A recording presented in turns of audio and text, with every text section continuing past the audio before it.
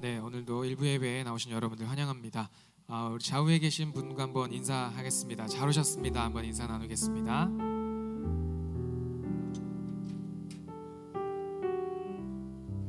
예, 오늘도 예배 가운데 또 우리가 찬양으로 하나님 앞에 나아갈 때 우리 하나님께 참 영광이 되는 그런 귀한 예배 시간 될 수 있기를 바랍니다. 기도하고 찬양하도록 하겠습니다. 사랑의 하나님 감사합니다. 새날을 주시고 또 이렇게 한자리에 모여서 하나님의 이름을 높일 수 있는 이 귀한 시간 허락하여 주셔서 참 감사합니다. 하나님께 받은 은혜 잊지 않게 하시고 날마다 기억하면서 그 은혜에 보답하는 그런 삶을 살 수 있는 그런 귀한 자녀된 삶을 살 수 있도록 인도하여 주시옵소서. 오늘 특별히 예배를 통하여 나를 향한 그리고 우리 가정을 위한 가정을 향한 하나님의 음성 꼭 듣고 돌아갈 수 있는 귀한 복된 예배 시간 될 수 있도록 인도하여 주시옵소서.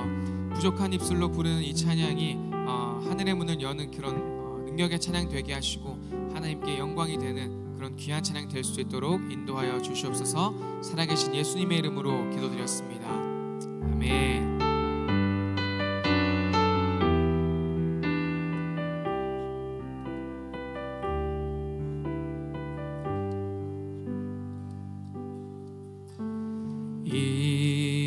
이곳에 생명샘 솟아나 눈물 골짝 지나갈 때에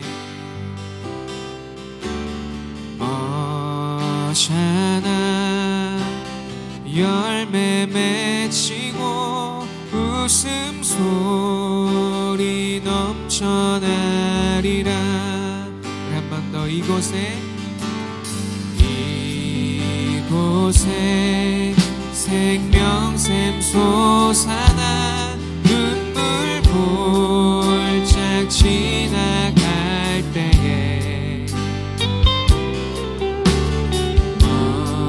어샤나 열매 맺히고 웃음소리 넘쳐나리라. 아멘. 꽃들도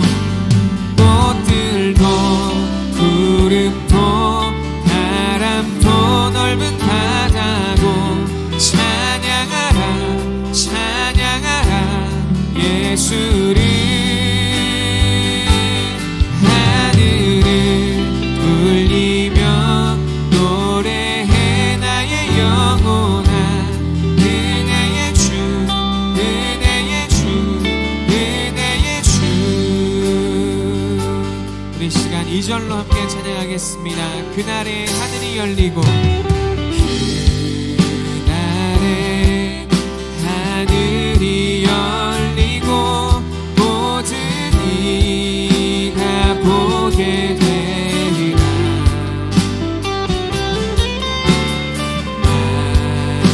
마침내 꽃들이 피고 영광에. 우리 한 번 더 2절 가사로 고백하겠습니다. 그날에 하늘이 열리고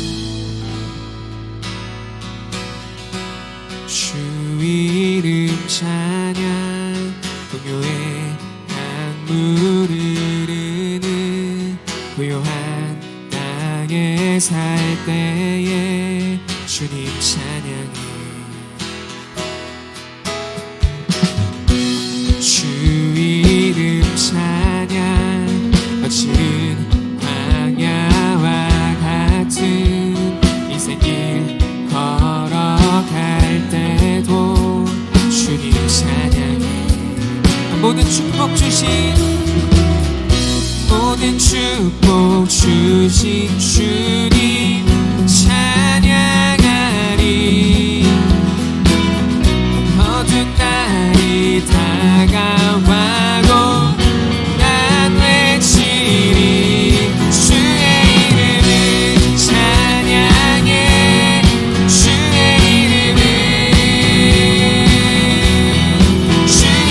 이름을 찬양해. 영화로운 주 이름 찬양.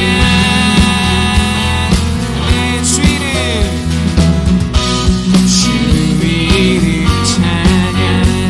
세상이 나를 비추고 만물이 새롭게 될 때 주님 찬양해. 주 이름 찬양. 주 이름 찬양. 하느님 험할지라도 고통이 나를 지나도 주님 찬양해. 아멘. 모든 축복 주신 주님 찬양하리. 자, 어떤 날이 다가와도 난 외치리. 주의 이름을 찬양해. 주의 이름을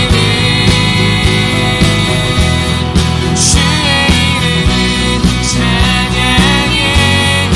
영화로운 주 이름 찬양.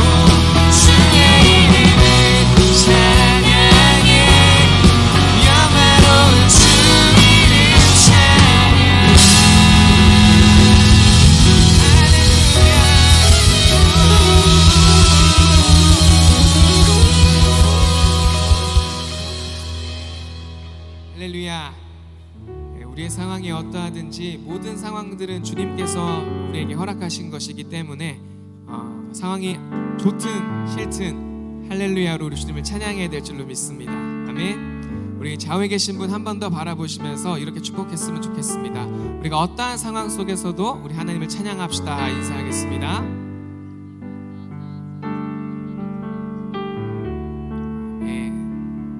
함께 그런 믿음의 고백으로 우리 하나님의 사랑을 노래했으면 좋겠습니다.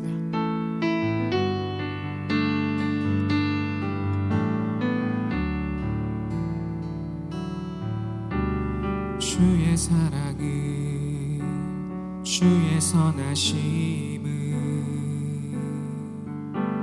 주의 은혜를 생각해보라.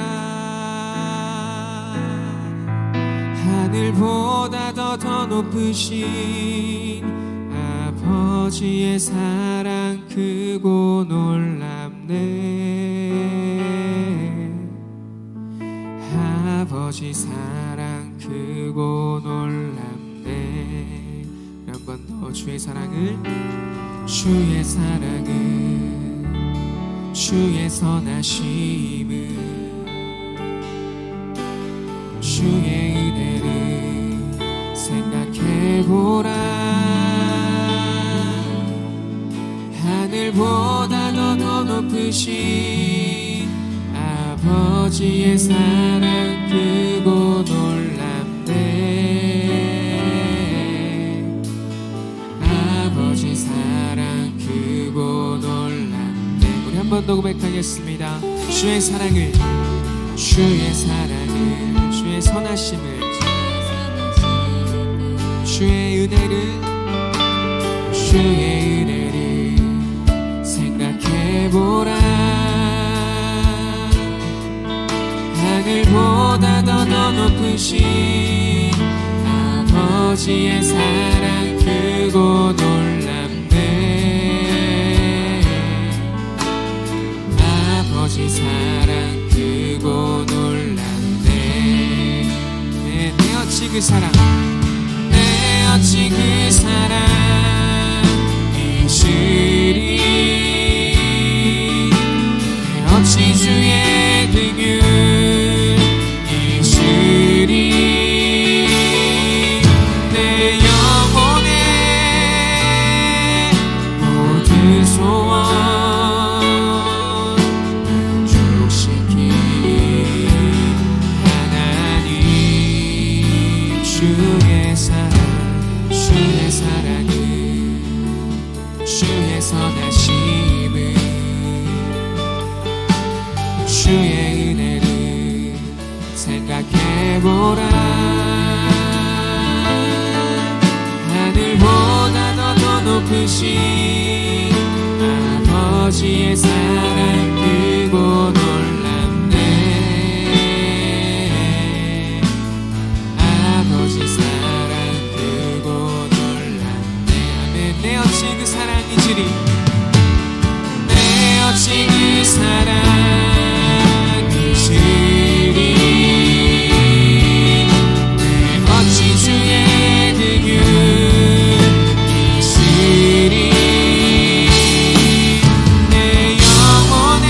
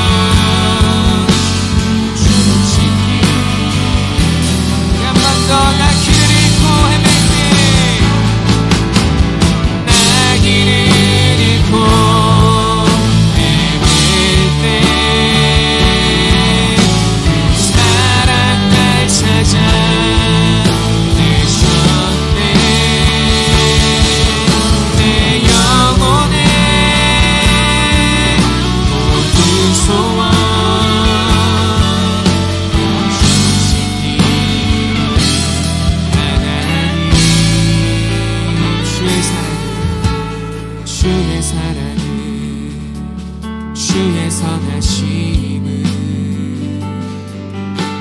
주의 은혜를 생각해보라. 하늘보다도 더 높으신 아버지의 사랑 크고 놀랍네. 아버지 사랑 크고 놀랍네. 아버지 사랑, 아버지 사랑 크고 놀랍네. 주님 말씀하시면 내가 나가리다. 주님 뜻이 아니면 내가 멈춰서리다. 나의 가고 서는 것 주님 뜻에 있으니 오 주님 나를 이끄소서. 주님 말씀하시면, 주님 말씀하시면 내가 나가리다. 주님 뜻이 아니면 내가 멈춰서리다. 나의 가고 서는 것 주님 뜻에 있으니 오 주님 나를 이끄소서. 아멘. 뜻하신 그곳에 나 있기 원합니다. 이끄시는 대로 순종하며 살리니 연약한 내 영혼 속하여 일하소서. 주님 나라와 그 뜻을 위하여 뜻하신 그곳에 나 있기 원합니다. 이끄시는 대로 순종하며 살리니 연약한 내 영혼 속하여 일하소서. 주님 나라와 그 뜻을 위해 우리 한번 더 고백합니다. 뜻하신 그곳에 나 있기 원합니다. 이끄시는 대로 순종하며 살리니 연약한 내 영혼 속하여 일하소서. 주님 나라와 그 뜻을 위하여 오 주님 나를 이끄소서. 오 주님, 오 주님 나를 이끄소서. 우리 시간 함께 기도하며 나아가도록 하겠습니다. 우리 시간 예배를 위해서, 예배드리는 우리의 마음을 위해서, 이 시간을 위해서 우리 함께 기도하며 나아가도록 하겠습니다. 우리 함께 기도하겠습니다.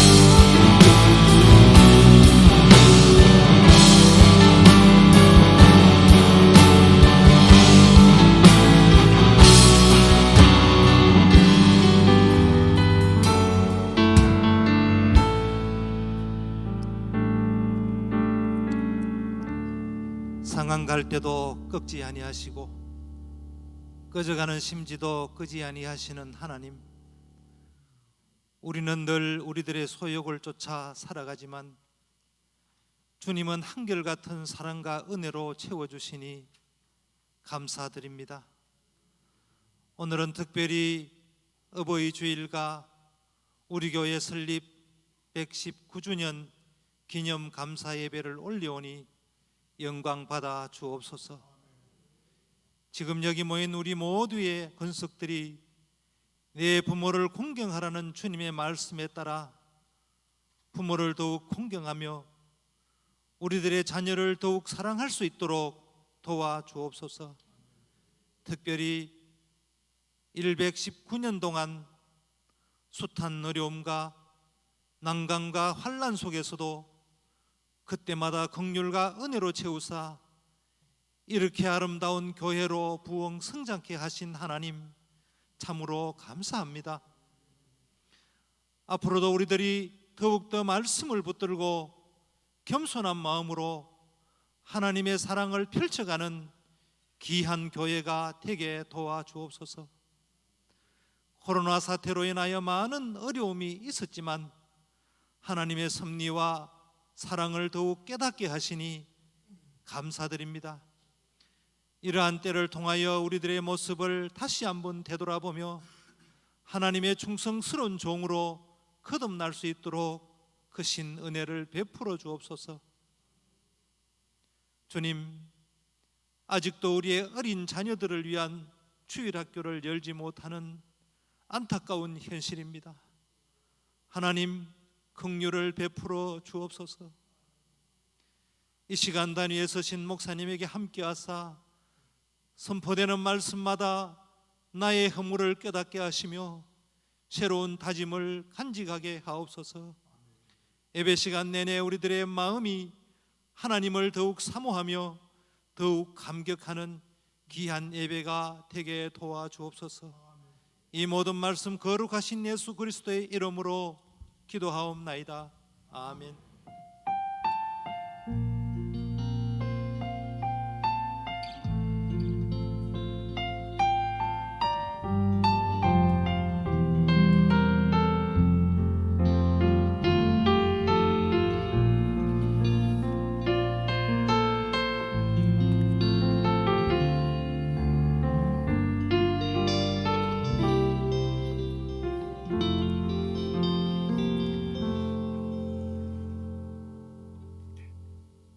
옆에 사람한테 인사합시다. 잘 오셨습니다.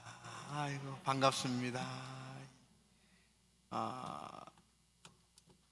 다음 주부터는 1부, 2부 예배만 드립니다.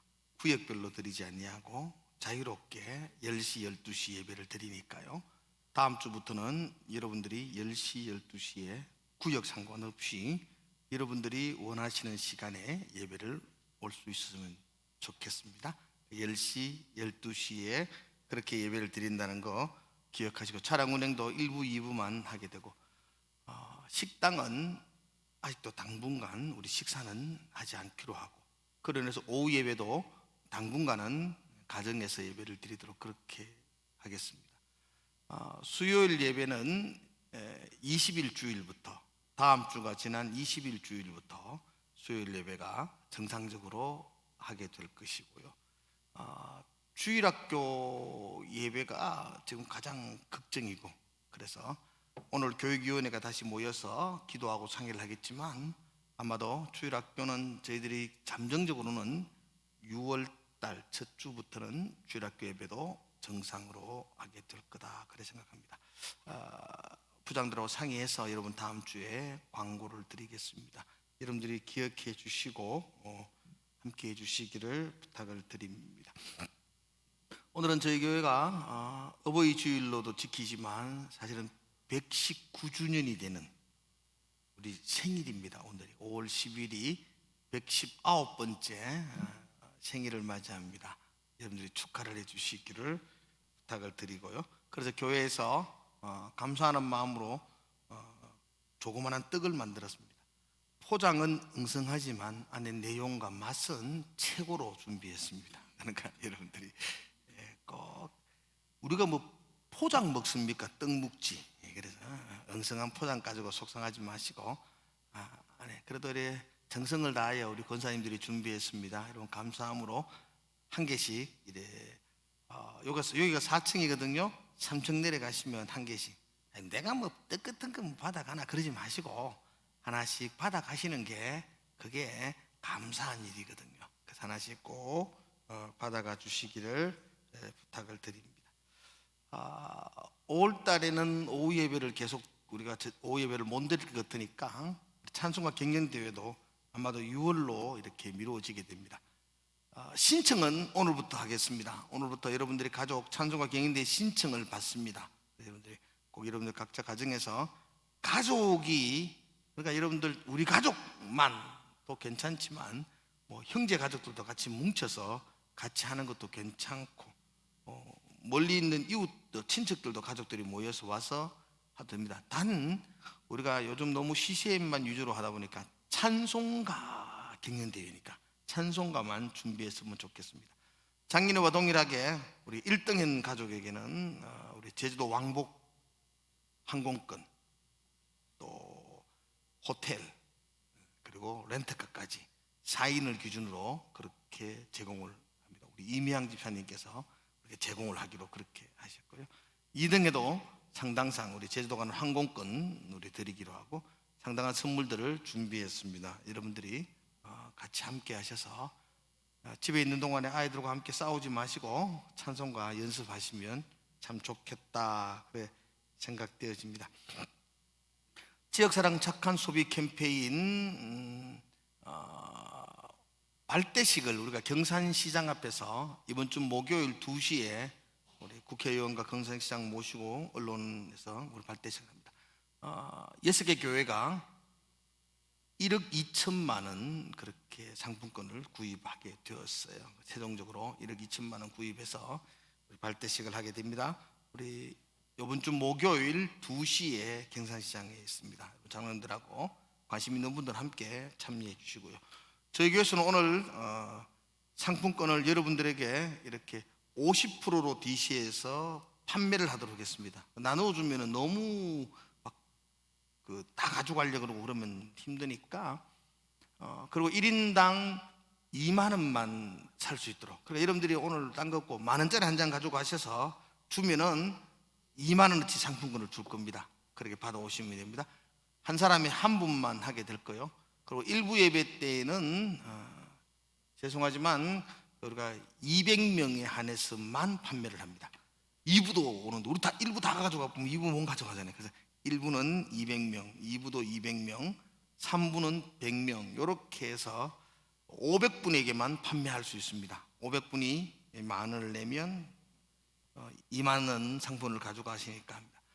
마치고 3층 로비에 내려가시면, 한층 더 내려가시면 상품권을 판매하는데, 그거 사셔가지고 지역에 가셔서 장 보시고 좋은 일에 소비해 주시면 감사하겠습니다.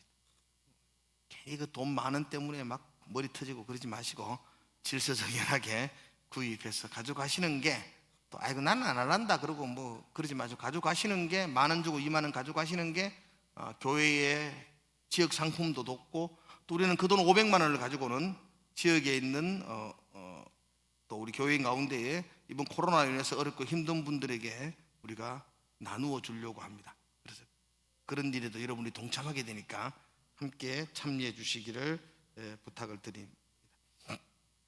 다음 주부터는 일부 예배 주일학교 과외 팀들도 같이 서게 될 겁니다. 부모님 기억하셨다가 과외 같이 서서 같이 예배할 수 있도록 그렇게 부탁을 드립니다. 우리 홍은기 전사님, 우리 김유경 사모님 아들 낳았습니다. 여러분들 축하해 주십시오. 이름이 진솔이라 해요. 진짜 소나무라는 뜻이랍니다. 무슨 뜻이죠? 진솔 무슨 뜻이죠? 하여튼 좋은 진솔이라고 합니다. 기억해 주시기를 바랍니다. 우리 찬송가 우리 579장 찬양 드리면서 준비한 예물 하나님께 드리겠습니다.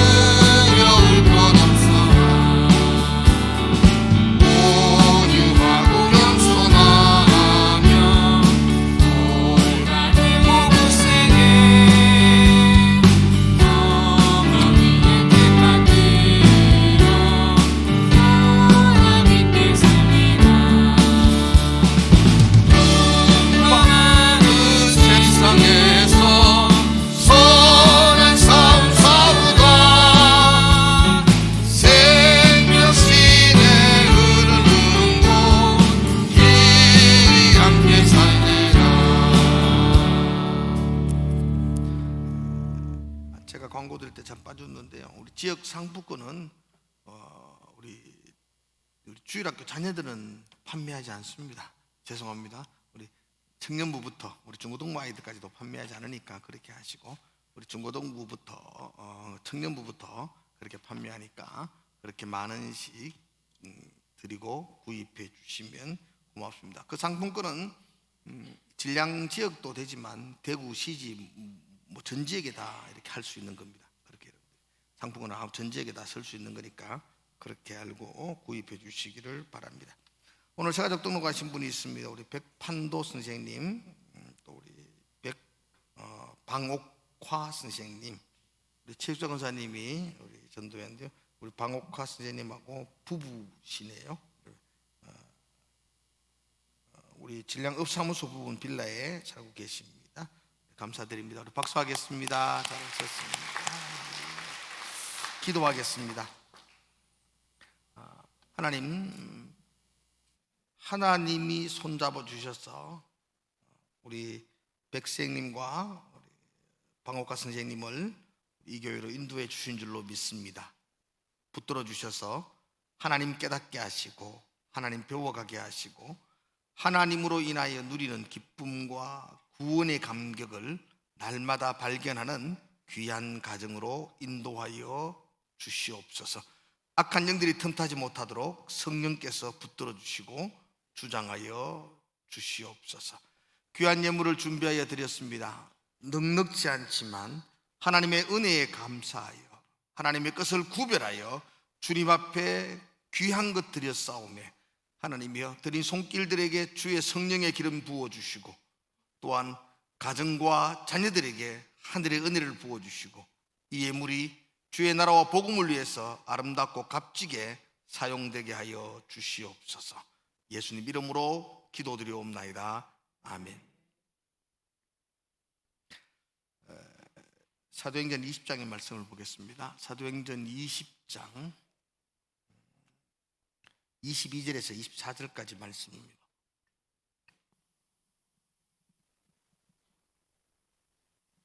사도행전 20장 22절에서 24절까지 말씀을 같이 읽을까요? 한음성으로 천천히 같이 읽겠습니다. 22절에서 24절까지입니다. 같이 읽겠습니다. 보라, 이제 나는 성령에 매여 예루살렘으로 가는데 거기서 무슨 일을 당할는지 알지 못하노라. 오직 성령이 각 성에서 내게 증언하여 결박과 환난이 나를 기다린다 하시나 내가 달려갈 길과 주 예수께 받은 사명 곧 하나님의 은혜의 복음을 증언하는 일을 마치려 하면은 나의 생명조차 조금도 귀한 것으로 여기지 아니하노라. 아멘. 사랑합니다. 인사합시다. 같이 옆에 분들에게 사랑합니다. 그렇게 인사합시다. 오늘 어버이 주일로 우리가 함께 모입니다. 사실 목사가 되고 어버이 주일이 제일 부담스럽습니다. 왜냐하면 저도 자식이거든요. 어머니 아직도 계시고 아무리 제가 저에 대해서 후한 점수를 주려고 해도 좋은 자식 아니거든요. 효를 하는 자식도 참 부족한 게 너무 많아요. 저는 잘 못하면서 성도들에게 효를 다하십시오, 부모님 잘 섬기십시오 이런 말을 한다는 게 약간 죄스럽고 부담스럽지 않습니다. 그래서 어버이 주일이 가장 이렇게 부담스러워서 할 수만 있으면 어버이 주일 설교는 안 하려고 피합니다. 진량제일교회는 너무나 좋은 게 이날이 설립기념주일이라 가지고 은근슬쩍 설립기념주일로 이렇게 몇 년째 때우고 있습니다. 그러나 사실 여러분 정말로 효를 다하셔야 됩니다. 기독교는 효의 종교라고 말할 수 있습니다.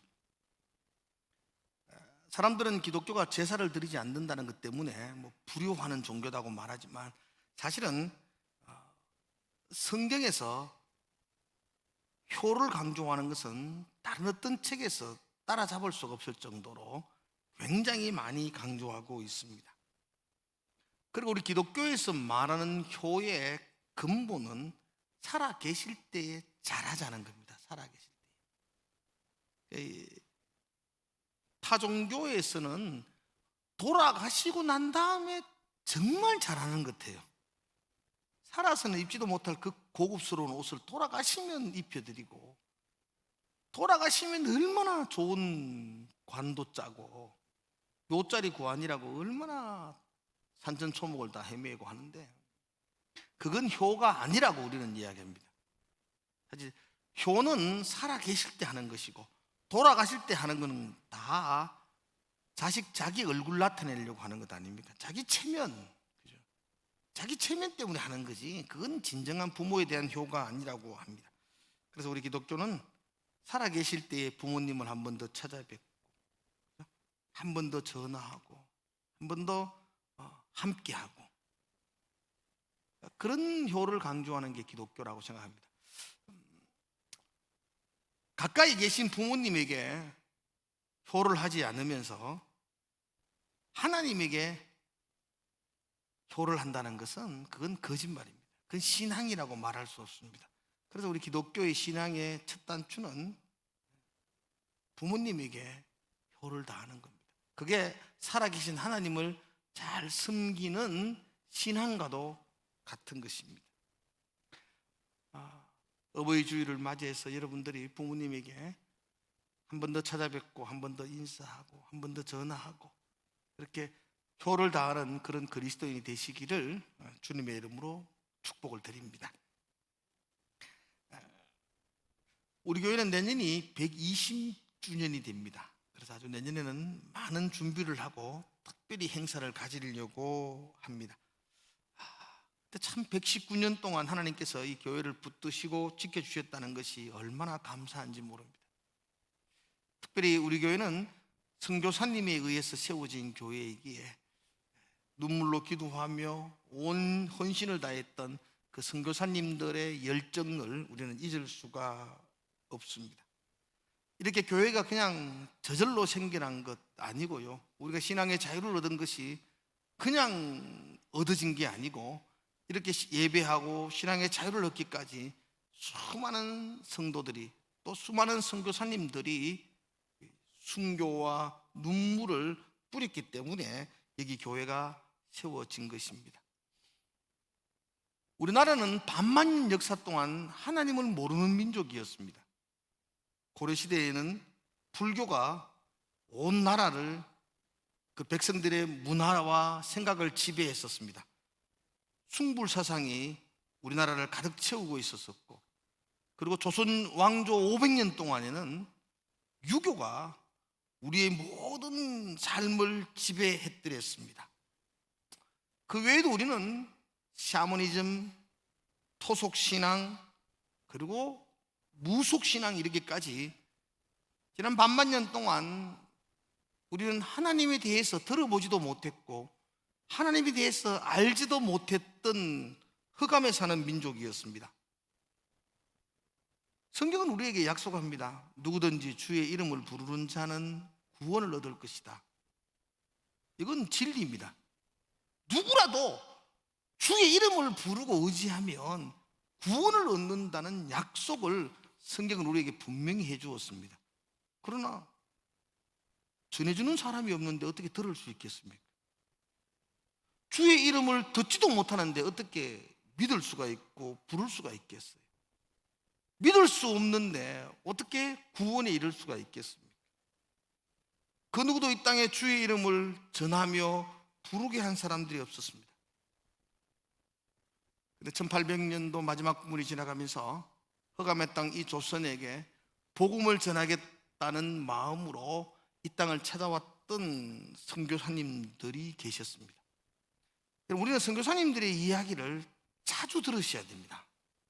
그리고 여러분 자녀들에게 자주 가르쳐 주셔야 됩니다. 우리나라에 첫 발을 들였던 선교사님이 누구며 또 어떤 과정을 거쳤으며 어떻게 이 교회가 어떻게 세워졌는지에 대해서 여러분도 귀에 딱지가 않도록 좀 들으셔야 되고, 이게 교회의 역사 아니겠습니까? 또 또 여러분 자녀들에게도 거듭거듭 가르쳐 주어야 합니다. 우리나라는 1863년도에 흥선대원군이 정권을 장악합니다. 잘 알다시피 이 대원군은 쇄국 정책을 펴니다. 나라를 바로 세우기 위해서 모든 외국의 문물을 차단합니다. 그러기에 선교사님들은 이 땅에 들어올 수가 없는 시대였습니다. 생명을 내어놓지 않고는 이 땅에 복음 들고 올 수 없는 환경이었습니다. 그런데 자신의 생명을 조금 더 귀한 것으로 여기지 않았던 분들이 배를 타고 이 땅에 들어오기 시작했습니다. 개신교 선교사로 제일 처음 이 땅을 들어온 사람이 로버트 즈메인 토마스 선교사님이었죠. 그분은 영국 웨일즈의 하노브 교회에서 파송된 선교사님이었습니다. 하노브 교회는 지금도 가보면 있는데 그대로 존재하고 있는데요, 그렇게 크지 않는 시골 교회입니다. 한 100여 명 정도 모일 수 있는 본당을 가지고 있는 그런 시골에 있는 자그마한 교회입니다.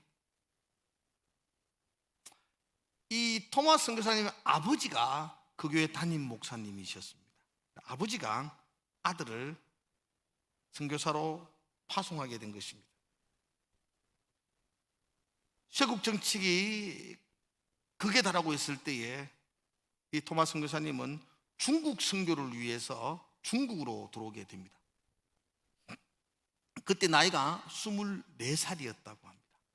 24살 중국 선교사로 파송받았는데 사랑하는 아내가 임신한 상태에서 중국에 온 지 1년 만에 풍토병으로 세상을 떠나게 됩니다. 아내를 잃은 슬픔이 이 선교사님의 마음을 얼마나 힘들게 했는지 모릅니다. 선교사님은 선교 일과 동일해서 세관에서 그렇게 일을 좀 했다고 합니다. 산둥성에서 세관의 일을 하시다면서 아내를 잃는 슬픔을 맞아서 낙심하고 있을 때에 그때 쇄국 정책으로 인해서 조선에는 그 천주교에 대한 대대적인 박해가 있었고 천주교를 믿던 조선인들이 중국으로 도망을 오게 됩니다. 그 천주교를 믿던 조선인들을 이 산동성에서 이 토마스 선교사님이 만나게 되고 그래서 조선이라는 나라에 대해서 듣게 됩니다.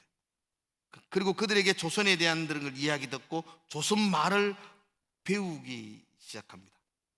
2년 동안 조선 말을 배우기 시작했고 2년을 배워서 어느 정도 조선 말을 하게 되었을 때에 이 선교사님은 통역관으로 조선에 들어오게 됩니다.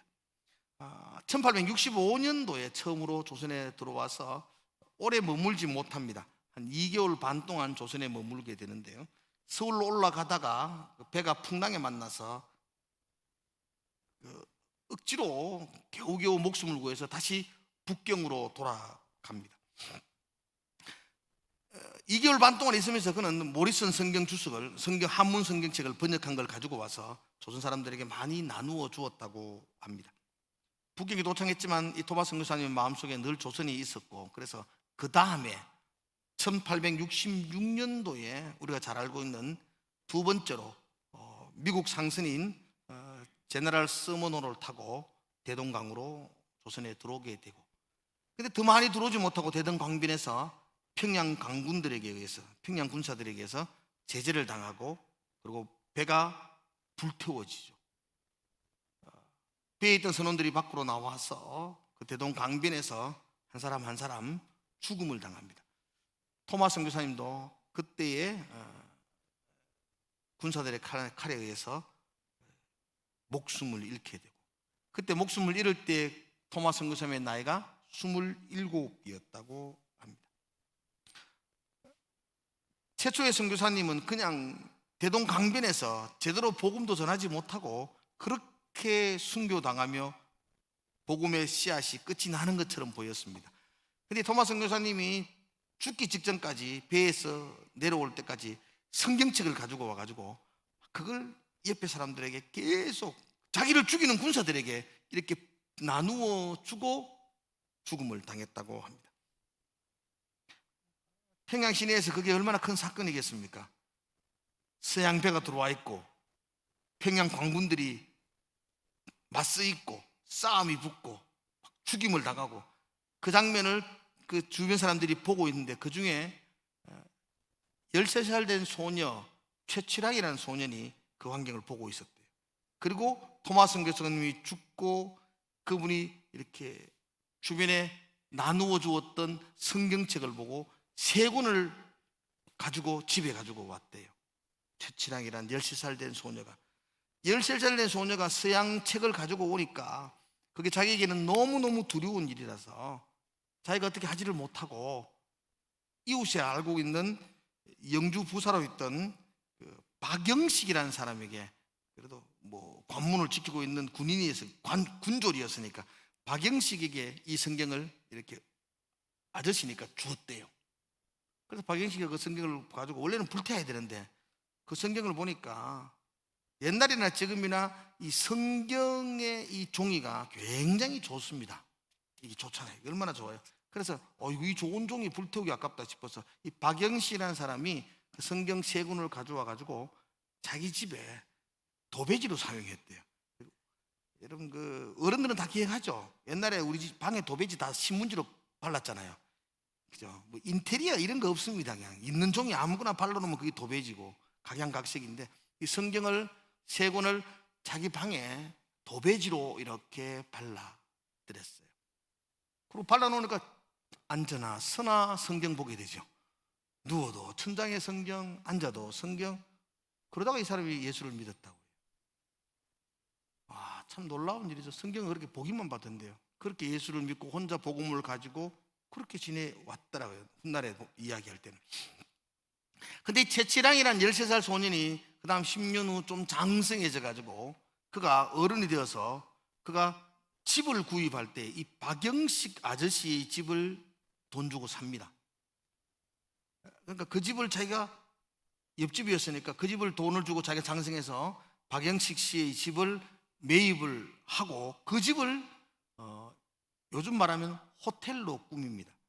그때는 주막이었죠. 평양의 석호정이라는 주막을 그 집을 주막으로 바꿨습니다. 13살 최철랑이가 성경 가지고 와서 박영식이가 주었고 박영식이가 그걸 도배했고 나중에 최철랑이가 어른이 돼가지고 그 집을 돈 주고 사가지고 주막으로 그 집을 석호정이라는 이름을 붙여서 주막을 만들었습니다. 그 이후 토마 선교사님이 돌아가시고 난 순교하고 난 27년 후 이제 그때는 선교사님이 하나둘 우리나라에 들어올 수 있는 자유가 주어졌기 때문에 그때의 평양 일대에 복음을 전했던 유명한 선교사님이 마펫이라는 선교사님이 계십니다. 여러분들 굉장히 그 선교 역사에는 굉장히 중요한 사람입니다. 우리나라 말로는 우리나라 이름으로 마포삼열이라고 그렇게 이름을 붙였는데 마펫 선교사님이 평양 와서 그곳에 머물게 됩니다. 석호정에 머물게 되죠. 하룻밤을 자고 누웠는데 선교사님이 뒤로 자빠지는 것 같았죠. 그 복음이 전해지지 않는 그 평양 땅에 와서 누웠는데 천장에도 성경, 벽에도 성경, 온 성경으로 도배되어 있어서 너무 놀라서 주인인 최철랑을 불러가지고 이게 뭐냐고 어떻게 된 거냐고 묻습니다. 최철랑이가 자기가 가져와서 박영식이 준 거니까 상세히 이야기하고 그때 마펫 선교사님이 최철랑에게 처음부터 자세하게 복음에 대한 이야기를 나눠주고 그때 최철랑이가 예수를 믿게 되고 장로가 되었다고 그렇게 전해지고 있어요. 그 석호정, 그 주막, 최철랑이 은혜를 받고 그 주막을 마포 선교사님에게 교회로 내놓습니다. 그래서 그 교회가 널다리 교회가 되는데 그 널다리 교회가 그 다음에는 이름을 장대현 교회라고 이름을 붙이는데 여러분 그 장대현 교회 여러분이 잘 모르겠지만 그 장대현 교회는 1907년도 평양 대부흥운동이 일어날 때 그 교회의 목사였고 장로였던 분이 길선주 장로님이셨어요. 그 교회 그 길선주 장로님하고 그 교회를 통해서 평양 대부흥운동의 그 첫발을 디뎠던 교회가 바로 이 장대현 교회입니다. 한동안 마페 선교사님이 이 장대현 교회를 이 습고정 주막에 있는 이 교회를 관리하고 있는 동안에 한 노인이 찾아와서 눈물로 회개하면서 용서를 빌기에 그 노인을 이야기를 들어보니까 그 노인이 토마스 선교사님의 목을 쳤던 그런 그때의 군인이었던 박충건이라는 군인이었던 겁니다. 그때 그가 30년 동안 그 서양인을 자기가 손으로 죽였던 그 죄책감에 계속 시달리다가 교회 종소리 듣고 교회 와서 회개하고 그분이 널다리 교회 장로님이 되시고 복음사에게 헌신했다고 합니다. 그냥 선교사님 한 분, 토마스 선교사님이 대동강변에서 그냥 이렇게 죽임을 당하고 모든 복음의 문이 끝난 것 같은데 아니요, 그 일로 인해서 정말로 평양 전체의 대부흥운동이 일어나고 그리고 그 평양의 부흥운동이 서울과 또 전국으로 이어지는 우리나라의 가장 중요한 부흥운동, 그게 평양 대부흥운동의 단추를 제공하게 되었습니다. 이처럼 평양 지역에는 이런 마포 삼열 선교사님을 중심으로 또 서울 지역에는 여러분이 한 번씩 들어보셨던 것 같아요. 언더우드라는 선교사님 그리고 아펜젤로라는 선교사님이 인천을 통해서 같은 날 들어오므로 그 두 분의 힘과 또 의사였던 그 알렌이라는 선교사님이 계셨어요. 그 알렌이라는 선교사님이 고종 황제의 주치의를 할 정도로 그 알렌이라는 선교사. 우리나라 옛날은 다 병을 치료한다는 게 침 놓고 또 한약 먹고 이런 거잖아요. 근데 서양 의사 칼에 비있는 데를 꿈에 뿌니까요. 얼마나 신기하겠어요. 그래서 이 알렌이 고종 황제에게 신임을 얻어서 나중에 광해원이라는 우리나라 최초의 서양 병원을 그렇게 세워주고 그것이 훗날 세브란스 병원으로 이어지는 그런 놀라운 일도 일어나게 됩니다. 그럼 우리 평양 지역은 마페 선교사님을 통해서 이 서울 지역은 언더우드나 아펜젤로, 알렌 선교사님을 통해서 복음이 굉장히 확산되고 있었고 이제는 남부 지역, 부산 지역을 통해서 선교사님들이 이제 부산으로 배를 타고 입국하기 시작하게 됩니다. 그리고 부산에 입국했던 선교사님들이 내지 선교를 목표로 해서 대구로 이렇게 올라와서 세우게 됩니다. 대구에 선교의 3인방이 있습니다. 여러분. 대구 선교는 중요한 세 사람이 있어요. 첫 번째가 제이스 아담스 선교사님, 안의화 선교사님이라요.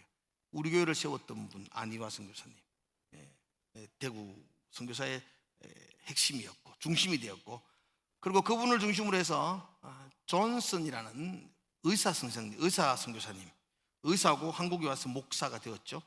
의사로서 땅에 와서 재중원을 세웠던, 우리 지금의 동산병원을 이렇게 세웠고 나환자 보호소인 애락원 병원을 세웠던 사람이 바로 이 존슨이라는 선교사님이 있었고요. 또 한 분의 젊은 선교사님으로 브루운이라는 선교사님, 우리나라 말로는 부해리라고 이름을 붙였는데 본리는 브루운 선교사님, 이 세 사람이 대구 선교의 3인방이라고 말합니다. 사실 이 브루운 선교사님은 제일 마지막에 합류했는데, 이 브루운 선교사님이 합류할 때에 그 재미있는 에피소드가 있어요.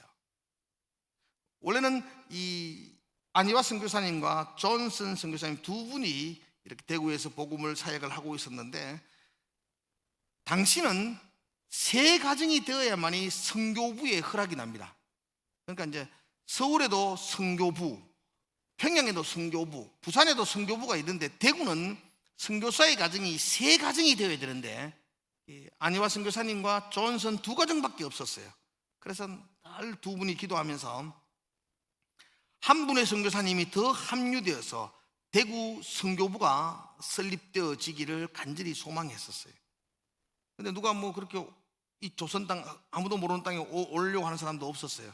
그리고 그날 아침도 많이 기도하고 누가 오면 좋겠느냐라고 말할 때 이 존슨인 의사 선교사님이, 존슨 선교사님의 머리에 떠오르는 한 사람이 있었는데, 그건 누구냐 하면 옛날에 엄마가 하는 이야기를 들었어요. 한 번도 만난 적도 없고 본 적도 없는데 엄마 친구의 아들이 선교사가 되려고 준비하고 있다는 소식을 들은 거예요. 엄마 친구, 엄친아, 그죠? 엄마 친구의 아들이 선교사로 준비하고 있다는 소리를 들은 거예요. 근데 그 아침에 그 일이 생각나는 거예요. 그래서 이 브로운이 어머니에게 편지를 보냅니다. 대구의 사정을 다 적어 보내고, 그리고 어머니, 예전에 어머니 친구의 아들이 선교사로 준비하고 있다는 소리를 들었는데 그 친구의 아들 주소를 제게 좀 불러주십시오. 제가 그를 대구로 초청하고 싶습니다. 그렇게 편지를 보냈어요. 아들의 편지니까 엄마가 얼마나 감동해서 읽었겠어요. 근데 그날 마침 그 어머니, 존슨 어머니에게 또 한 통의 편지가 오는데 그것은 브루온이 보내는 편지입니다. 브루온은 친구의 아들인데, 이 브루온도 선교사로 준비하고 있다가 원래 브루온이 선교지를 정하기 위해서 많이 노력을 했는데 마땅히 딱 떠오르는 선교지가 없었어요. 그러다 기도하는 가운데 예전에 들었던 기억이 납니다. 엄마 친구의 아들이 조선으로 선교사를 갔다는 소식을 듣는 거예요. 들었던 기억이 나가요. 그날 그래서 엄마 친구인 존슨의 어머니에게 편지를 적습니다. 저는 누구누구의 아들인데 저는 선교사로 준비하고 있습니다. 예전에 아주머니 아들이 선교사로 조선에 갔다는 소리를 들었는데 그 아들의 주소를 좀 가르쳐 주십시오. 아들과 연락해서 나도 조선을 가고 싶습니다. 그 존슨의 어머니가 한날 그 두 통의 편지를 다 받습니다. 아들의 편지와 친구 아들의 편지를 같이. 근데 똑같이 서로의 주소를 요구하는 편지를 받았고, 하나님이 하셨다. 그래서 서로 주소를 가르쳐주고, 그 일을 듣고는 브로운이 단숨에, 브로운은 10월 달에 결혼하고요, 그 기록에 보니까 10월 28일 날인가 22일인가 결혼을 하고 부산에 도착한 게 12월 달이었대요. 여러분, 당신은 태평양 건너는데 2달 걸립니다.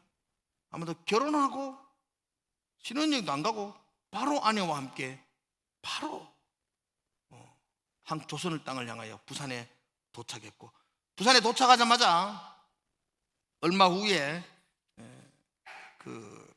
우리 안희화 선교사님이 둘째 아들을 낳는다는 소리를 듣고는 대구로 바로 합류해서 둘째 아들을 놓을 때에 도와주었다고 말합니다.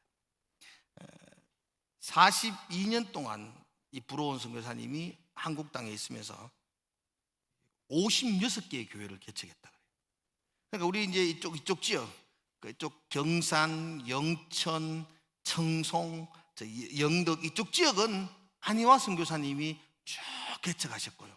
그 위에 여러분 의성, 안동, 또 어디입니까? 그 위에 의성, 안동, 이 봉화, 영주 이 지역은 브루온 선교사님이 쭉 개척했어요. 여러분 들어봤죠? 의성 지역에 교회가 많다는 이야기를. 그때 다 브루온 선교사님이 그쪽을 담당했어서 42년 동안 56개의 교회를 개척했다고 합니다.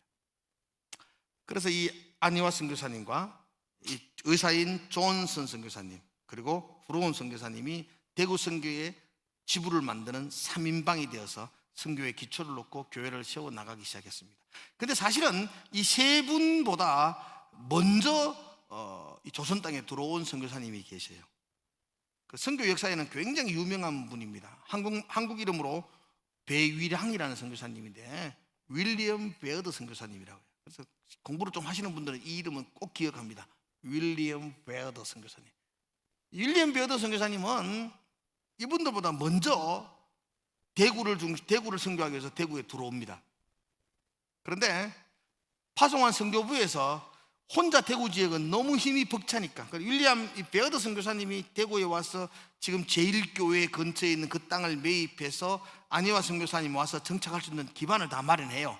3, 4년 동안 3년 정도 대구에 기반을 마련하고 그리고 선교부에서 서울로 발령을 내립니다. 그래서 어쩔 수 없이 대구 지역을 내버려 두고 서울로 올라가서 연동교회를 개척하셨고 또 그리고 평양의 숭실대학교를 설립하셨던 분이 바로 이 베어드 선교사님이시고, 이 베어드 선교사님이 서울로 올라가면서 이 대구 지역을 어떻게 할까 그래서 초청한 사람이 제야담 선교사님, 안희화 선교사님이셨어요. 베어드 선교사님이 안희화 선교사님을 초청하게 된 이유는 베어드 선교사님의 아내가 애니라는 사모님인데 애니가 사모님이 우리 안희화 선교사님하고 쌍둥이입니다. 쌍둥이에요. 그러니까 쌍둥이인데 누나죠. 그 안희화 선교사님의 형제가 8남매인데 안희화 선교사님 8남매의 막내인데 쌍둥이 막내인데 그 쌍둥이 누나가 애니예요. 그 누나가 먼저 베어더 선교사님과 결혼해서 조선의 땅에 선교사로 와서 대구를 개척하고 있다가 그래서 서울로 발령이 나니까 서울로 가니까 이 지역을 매제인 이 안혜화 선교사님에게 급히 편지를 보내서 네가 와서 여기 좀 맡아라 그렇게 해서 그 누나인 애니 그리고 매형인 베어더 선교사님의 인도로 그가 부산에 도착해서 대구의 첫 선교지에 발을 들여놓게 됩니다. 그때 선교사님이 대구에 도착할 때가 28살 때에 또 그리고 아내인 넬리 딕 선교사님 우리 뭐 밑에 내려가면 넬리 딕 선교사님 이야기 나오는데요. 넬리 딕 선교사님과 함께 부산에 도착할 때에 큰아들이 에드워드인데 에드워드가 3개월 될 때였대요. 3개월 된 아이. 3개월 된 아이 그러면 여러분 생각 잠깐만 해보셔야 돼요. 그러니까 언제 미국에서 언제 출발했냐? 그럼 그 아이가 1개월 될 때입니다. 놓고 1개월 만에 짐 챙겨가지고 조선 땅으로 이렇게 들어오게 되는 거죠.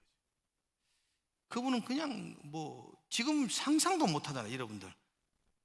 여러분 놓고 여러분들 1개월 동안 그 위에 배 타고 들어온다 말도 안 되는 이야기인데 그분들은 정말로 생명을 조금 더 귀한 것을 여기지 않았던 분들. 그렇게 들어와서 대구에 정착을 합니다. 첫째 아들이 에드워드 그래서 그분은 한국 이름으로 안두화 선교사님이라 그래요. 대구에 있는 계명대학교가 이 안두화 선교사님이 설립했던 학교입니다. 그러니까 신명여고도 부러운 선교사님이 세웠는데요. 그래서 이 우리 안희화 선교사님이 개성학교를 세우고 부러운 선교사님이 여자학교인 신명을 세우고 그래서 그 안희화 선교사 아들이었던 안두화 선교사님이 개성과 신명의 첫자를 따가지고 계명대학교로 해가지고 계명대학교를 그 에드워드 선교사님이 계명대학교를 설립을 했습니다.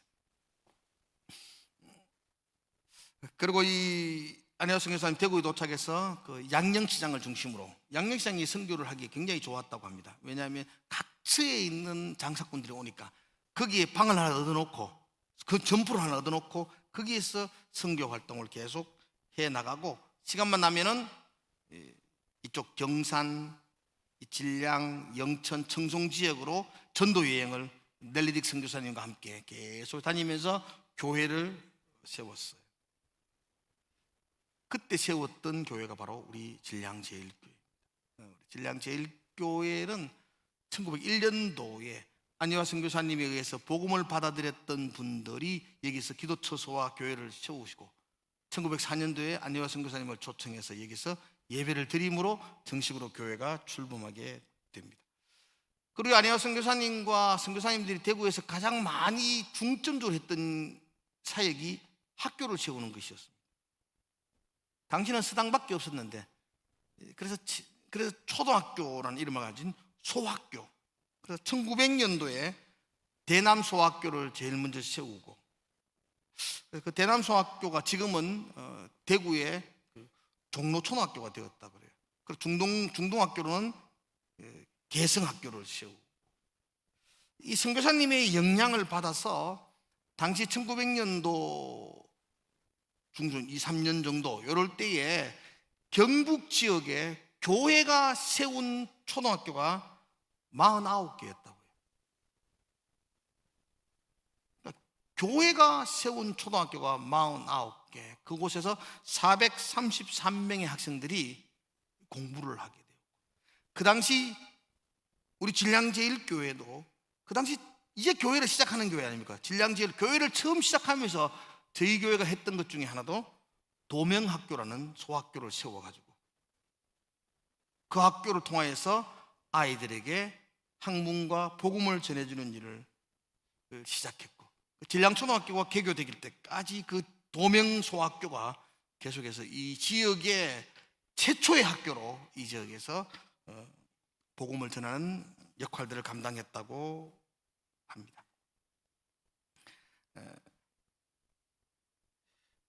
안데오 선교사님에게는 4명의 자녀가 있었다고 합니다. 첫 번째 자녀가 아까 말했던 에드워드 안두아 선교사님이고요. 그분이 계명대학교를 설립하시면서 아버지의 뒤를 이어서 이 대구 땅에 복음을 전하는 선교사 역할을 감당했었고, 그 과정에서 유산을 하고, 그래서 그 후유증으로 건강을 회복하지 못하고 끝내 43세 나이에 하나님 품으로 돌아가셨고, 지금도 이 넬리 딕 선교사님의 묘는 계민 우리 동산병원 뒤편에 있는 은혜의 동산에 선교사의 묘지가 있습니다. 거기에 지금도 안치되어 있습니다. 31살 때에 남편을 따라 대구에 도착해서 12년간 부인 성경 공부반, 또 남편과 함께 선교여행을 떠나셨다가, 그리고 부단히 복음을 위해 노력하셨다가 43세 나이에 부름을 받고 그렇게 지금도 안치되어 있다고 합니다. 우리 안희화 선교사님은 28살 때 대구에 도착해서 23년간 대구 사역을 감당하시다가, 그러다가 몸이 너무 쇠약해서 알츠하이머 치매라 그러죠. 알츠하이머병과 또 정신 쇠약으로 인해서 잠시 미국에 귀국을 합니다. 근데 그 2년 있지 못하고 다시 대구에 들어와서 4년간 그 병상 가운데도 복음을 전하시다가 도저히 안 돼서 다시 또 미국으로 들어가실 때 자기의 전 재산을 대구 선교를 위해서 헌신하고 들어가셔서 62세 때에 그렇게 지병에 의해서 소천하셨다고 말합니다. 참 돌아보면 그분들의 열정과 선교에 머리가 숙여집니다. 사실 하나님의 은혜가 먼저겠지만, 하나님의 은혜가 먼저고, 그 선교사님들의 생명을 아끼지 않았던 그 헌신이 아니었다면 지금 우리가 이 교회가 우리가 자유롭게 예배할 수 없었지 않나 생각되어집니다. 제가 군대를 제대하고 신학교에 막 복학을 했을 때에 제 동기 중에 자매님이, 이제 저는 군대 갔다 오고 신학을 복학하니까 그분은 이제 막 학교를 졸업하고 대학교를 졸업하고 선교사로 떠난다는 소식을 들었어요. 처녀가, 아직 결혼도 안 한 처녀가 학교를 졸업하고 곧바로 한 5월인가 되었던 것 같아요. 짐 챙겨가지고 인도로 선교를 떠난다는 소리가 제 마음에 조금 뭉클했었어요. 그래서 친구들과 몇몇 분과 함께 떠나기 전날, 떠나는 날이 그날 대구공항에서 저녁 12시 이래 비행기를 탔던 거 기억이 나요. 그래서 그날 거기 가서 같이 식사를 하고 함께 동료들이 한 20명 정도가 같이 모여서 기도해 주고, 또 마지막 떠나는 우리 선교사님에게 축복하고 막 그런 시간들을 가졌어요.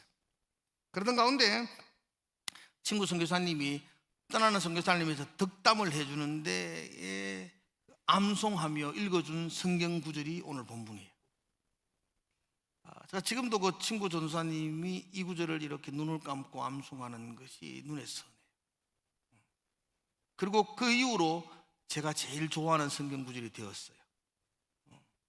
참 복음을 들고 가는 그 선교사님을 향하여 축복하며 외쳐주었던 구절이라서 잊을 수가 없어요. 오늘 본문은 바울이 밀레도라는 도시에서 에베소에 있는 장로님을 초청해가지고 그 장로님들에게 마지막 고별 설교를 해요. 지금 바울이 예루살렘으로 끌려가고 있는 거거든요. 그 밀레도에서 에베소의 장로들에게 마지막 그 설교를 하면서 이렇게 이야기하죠.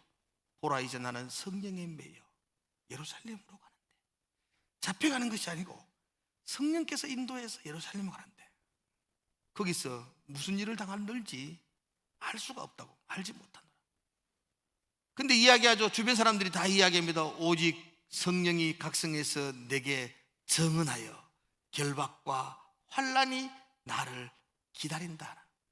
올라가면 결박과 환난이 있다는 것 모든 사람이 알고 있는 거죠. 성령께서 그렇게 말씀하고 있지만 나의 달려갈 길과 주 예수께 받은 삶이요, 곧 하나님의 은혜의 복음을 증거하는, 정언하는 일을 마치려 하면은 나의 생명을 조금 더 귀한 것으로 여기지 않냐. 나 올라가면 죽는 거 알지만 복음 전하기 위해서 나 로마라고 하는데 내 생명을 조금 더 귀한 것으로 여기지 않겠다라는 바울의 고백이고, 이 고백을 좌우명으로 삼았던 수많은 선교사님들이 흑암의 땅, 이 조선 땅에 복음 들고 왔었고, 그리고 교회를 세웠고, 그래서 지금 우리가 여기서 예배를 드리고 있습니다. 그래서 어떻게 보면 우리는 생명을 아끼지 않았던 그분들에게 빚진 자들이죠. 빚진 자. 저와 여러분 빚진 자입니다. 빚진 자가 해야 될 게 뭐죠? 빚 갚아야죠. 그래서 여러분과 저는 진량지혈교회 다니는 한 선교사님이 세운 교회이기에 늘 마음속에 빚 갚고 살아야지, 빚 갚아야지, 그 마음 잊으면 안 돼요. 그분들이 어떻게 여기에 복음의 씨를 뿌렸는데 그 빚 갚고 살아야지 라는 생각을 가져야 할 것입니다. 빚 갚는 건 뭐 여러 개가 있겠지만 사실은 제일 먼저 여러분들이 기도해 주셔야 돼요. 기도로 빚을 갚으셔야 돼요. 이제 여러분들의 기도의 제목 가운데에 해외에 나와 있는 선교사님들을 위한 기도가 빠지면 안 돼요. 그렇죠. 여러분의 기도가 자녀를 위해서, 가정을 위해서 반드시 기도하셔야 돼요. 아들과 남편을 위해서 기도하셔야 돼요. 그러나 그 기도 제목 가운데 여러분들이 지금도 세계 각처에서 복음을 전하고 있는 선교사님들을 향한 기도가 빠지면 안 돼요. 여러분들 그게 빚 갚는 거예요. 꼭. 인도 진량 제1교회는 지금 교회를 건축하고 있어요. 돈이 남을까 부족할까? 그렇죠? 인도에서 많이 부족하고 있고, 코로나 때문에 더 힘들어하고 있고. 근데 사우젠 목사님도 염치가 있으니까 우리 보고 자꾸 돌람하름 못하고, 그리고 자꾸 힘들다고만 자꾸 이야기하고, 내보고 우연한 말인게 자꾸 힘들다고만 한다고. 나는 우회할 수 없지만 기도할 수 있잖아요. 여러분도 기도해 주시라고. 여러분이 할 때마다 인도의 교회를 위해서 여러분들이 계속해서 기도해 주셔야 돼요. 얼마 전에 카톡으로 우리 감비아의 김일성 교사님이 저한테 카톡을 보냈는데요. 아이고, 마리아나 쿤타 교회 사역하는 데인데 그 아주 있는 마리아나 쿤타 교회에 얼마 전에 도독님께서 오셔가지고 전기 일체 발전기들 그리고 음량 장비들 싹 다 자리로 옮겨놨다 그러더라고요. 어디로 옮긴지 알면 좋겠는데 그건 모르겠고, 하여튼 고 있던 건 다 가지고 딴 데로 옮겨버리셔가지고 예배를 드려야 되는데 난감하다고 기도해달라고 그러더라고요. 우리 선교사님이 감비아 갈 때에, 제가 뭐 친한 친구였으니까 감비아 갈 때 그 아들 주형이가 100일 정도 됐을 때 감비아 들어갔거든요. 그 아들이 우리 아들하고 동갑이에요. 동갑이니까 너무 절실하지. 나도 우리 상둥이 눕혀놓고 꿍꿍 울고 있는데 가는 그 선교사님은 안고 감비아 들어가셨고요. 둘째 안 왔는데 둘째 아는 감비아에서 놓으셨고, 그 첫째 선교사님의 주형인데 걔가 지금 미국에서 공부하고 있는데 의료 공부를 해요. 간호 공부도 간호사 공부를 하고 있고. 그런데요, 다시 감비아 들어가서 아버지 뒤를 이어서 의사로서 아버지 뒤를 이어서 복음을 전하겠다고, 그래서 미국에서 공부를 하고 있는데 코로나에 걸렸다고.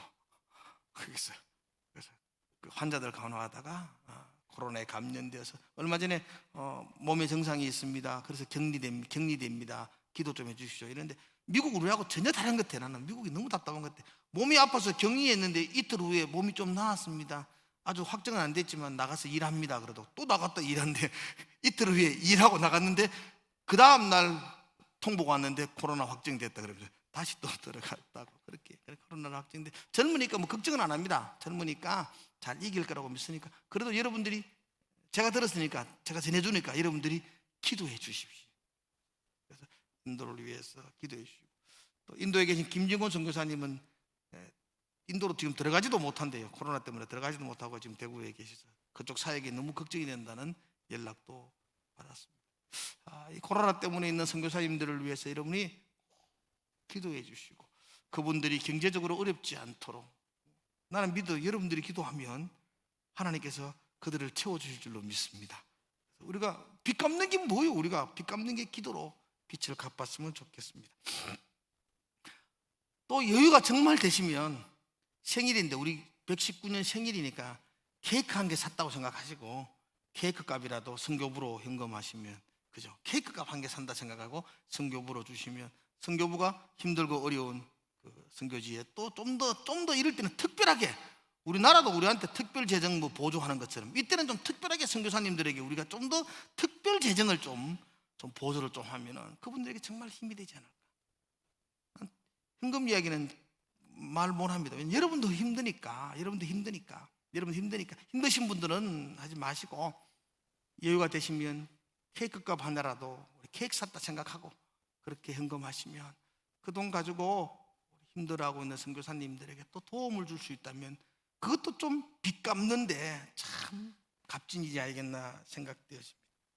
여러분, 지금도 자신의 생명조차 조금도 귀한 것으로 여기지 않은 수많은 사람들에 의해서 복음은 지금도 확산되고 있고, 또 그분들이 또 헌신과 열정으로 또 교회를 세워나가고 있는 것을 보게 됩니다. 선교사님에 의해서 세워진 교회의 성도로서 우리가 빚 갚자, 그런 마음으로 여러분들이 기도해 주시고 함께 해 주시기를 주님의 이름으로 축복을 드립니다. 기도하겠습니다. 하나님 아버지, 어떻게 우리에게 복음이 전해졌는지, 어떻게 이 땅에 이렇게 교회가 세워졌는지 우리가 돌아보며 감사할 수 있게 하시고, 빚 갚는 마음으로 하나님 살아낼 수 있게 하시고, 지금도 복음을 위해서 헌신하고 수고하는 수많은 선교사님들을 우리가 다 알지는 못하지만 내가 들리는 소식 때마다 내가 그들을 위해서 기도할 수 있게 하시고, 하나님께서 그 선교사님들의 가정과 자녀들을 주의 성령으로 붙들어 주시고 인도하여 주시옵소서. 예수님 이름으로 기도드리옵나이다. 아멘. 다 함께 나셔서 찬송하며 예배 마치겠습니다.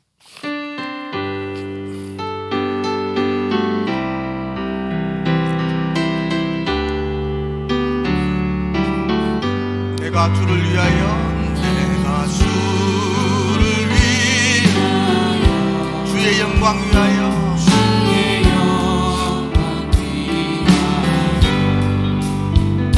내가 주를 위하여, 주의 영광 위하여 이 몸 죽게 누리리 나의 일생 다가도록 내가 주를 위하여 주의 영광 위하여 나는 주님 때문에 주의 사랑 위하여 나는 주님 때문에 주의 사랑 위하여 오직 주만 따르리 나의 생명 다하도록 나는 주님 때문에 주의 사랑 위하여 주께 모두 드리리 주의 사랑 위하여 주께 모두 드리리 주의 사랑 위하여 내가 모두 드리리 당신 내게 주신 것이니 주께 모두 드리리 주의 사랑 위하여 이제는 우리 주 예수 그리스도의 크신 은혜와 하나님 아버지의 무한하신 사랑하심과 성령의 충만하심의 은혜가 오늘도 빚진 자로서 기도로 빛을 갚으며 살기로 다짐하는 우리 모든 성도들의 머리 위에 이제로부터 영원토록 함께 있을지어다. 아멘.